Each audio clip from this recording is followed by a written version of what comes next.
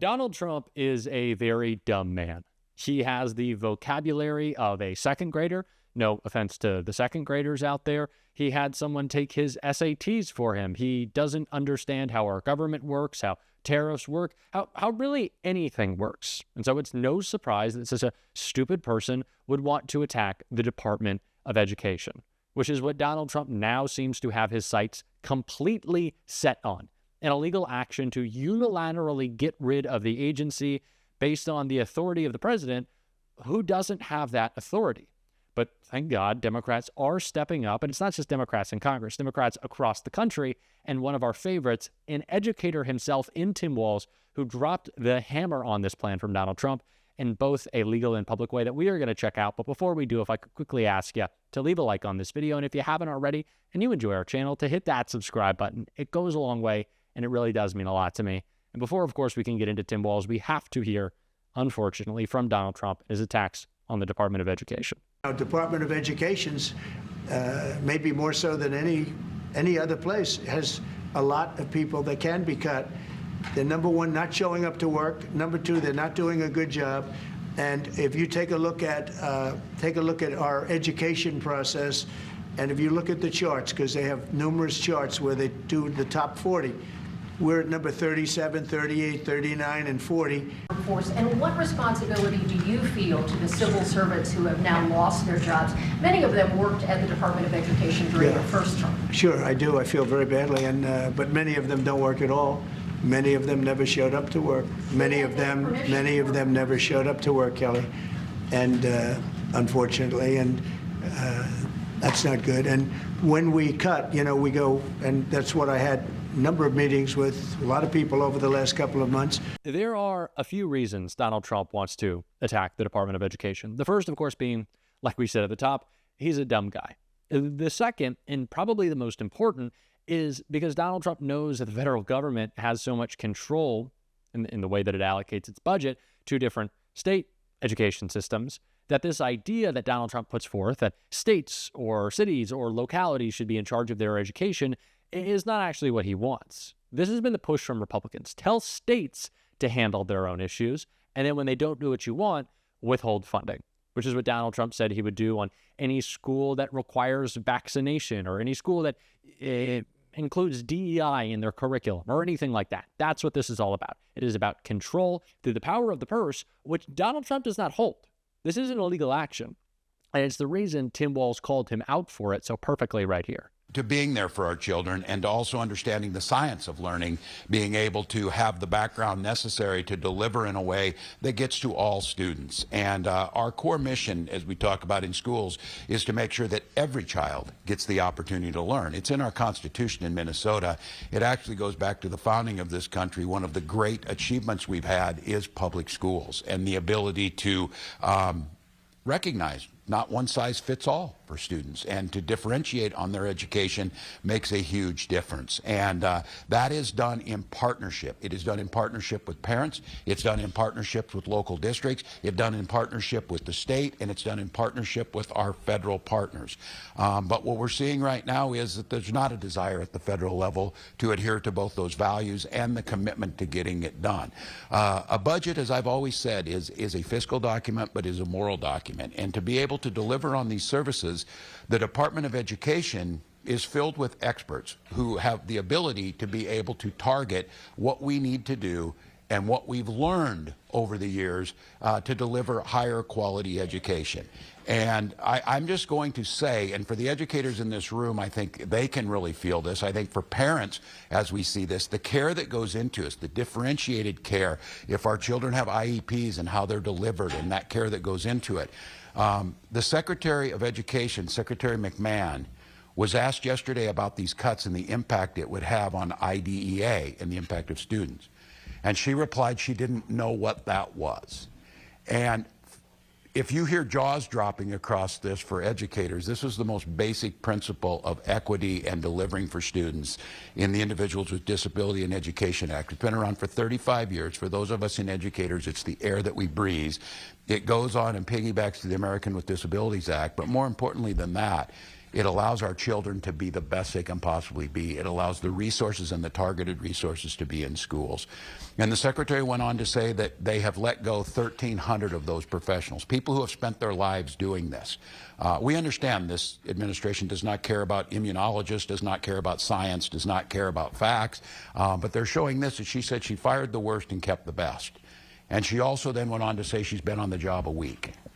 She's either the most efficient person that has ever lived on this planet, or she's not telling you the truth of what they did. They randomly cut experts that are impacting our students and will have a negative impact. So we're here today to make sure that we're lifting up the work that our schools do, the work that they do in partnership with parents, the impact that the move that's being made will have, the detrimental impact on children, individual children that it will have, but it will undermine our ability both from innovation in this country to economics by undermining the very principle that set America apart from the rest of the world, the idea of an equal education and a quality education for all children. So absolutely unnecessary, again, just like the chaos caused by the tariffs. I guarantee you there weren't a lot of parents that went into the voting booth and voted to have their schools undermined, to have the $1.4 billion be at risk, the nearly 860,000 students in Minnesota that are impacted by this, 2,500 schools, and that was not thought out, the chaos that will go through this. But then I heard, and I know we'll hear them push back, well, we're going to do competitive grants. Competitive grants. Who's going to administer those? You fired everybody. We're just going to hand them out? We know they're going to do competitive grants. It'll be a litmus test. If you agree with them, they'll give you the money. And we've seen how this works with states. Ruby Bridges wouldn't have needed a police escort to go to school if we would have had the federal government and the Civil Rights Unit at the Department of Education in place. That's one of the reasons we have it, so that that doesn't happen, that every child has access. So here in Minnesota, we will defend every child. We will defend our schools. We will continue to make this the best state for children to grow up in. And we will push back where we can in courts with the attorney generals and with our friends where they violate federal law. And we will continue to do what we can to make sure schools in that classroom right in there, you saw bright, eager faces having the resources to be able to do what these educators do best, give every child an opportunity. I am so very glad we have a fighter like Tim Walz on our side right now, a governor showing other Democrats at the state level how to lead, and just doing it so unapologetically. And he's not just focused on Donald Trump. He knows that this is the plague of the rest of the administration. He is calling out all of MAGA, but very specifically Linda McMahon, the Secretary of Education, who for some reason, or I guess because she's a stooge to Donald Trump, wants to get rid of her own department by the orders of the president. And Governor Walz very specifically called her out for the reason that we keep repeating on this show. MAGA is so bad at their job, but take a look at what he had to say right here. I think just level set this for everyone out there listening or reading the stories, and for the folks in the room, for the folks running our cameras, for the folks, the journalists that are here, for the folks that do this. The person in charge and who came out and said this in Secretary McMahon, this is the simplest of tasks for your job. You would not have these jobs if you could not replace the batteries on your cameras. Or if you're a mechanic, we're talking about not replacing an engine, putting air in the tire. She did not know the very basics of her job. And the irony of this, of criticizing our schools, where she has never spent a minute in there or in public schools, is simply an outrage. We saw it last week when the Secretary of Agriculture told us to raise chickens in our backyard. And yesterday, I sat with this state's leading veterans advocates who now no longer can talk to the director of the Minneapolis VA, an absolute hero who all of us have known for decades, delivering the highest quality of care. We have to request DC to have a meeting with them now and can take up to 6 weeks to talk to that. You tell me how that improves veterans care. You tell me how that brings down the price of eggs, and you tell me what they're doing yesterday and today improves one student's education or saves one damn penny, because what they're trying to do is cut the money to give tax cuts. It's time for us to speak truth to it. These folks don't want to be involved in politics. They want to teach kids. They chose this profession because it's what they love. And now they've been thrown into the middle of this absolutely ridiculous fight. And it will go just as well as the tariffs have gone, just as well as the stock market's going, just as well as egg prices have gone. But this time it's our kids. and it's their livelihoods. So we're here to say in Minnesota, enough is enough. We will do everything we can to push back, and I'm grateful. I just got off the phone to the Attorney General doing the work that they can do over there. Tim Walz is right. But fundamentally, these people do not know how to do their jobs, which is largely the point, for the two reasons we always bring up. If they fail to do so, we're going to see not just firings, but likely resignations for our career government officials who make sure those agencies run properly. It will just be such a toxic and poorly run environment that they'll feel no other choice to leave and probably go make money in the private sector. But it's also because when they fail to accomplish their job, when they cede all their power to Donald Trump, like Linda McMahon clearly wants to, it strengthens his role as the unitary executive, the dictator on day one that he wanted to be. Breaking the law and doing so, of course, but that's what they want to accomplish. And it's scary. Especially scary because Linda McMahon's ideas on her own, aside from Donald Trump, aren't that great.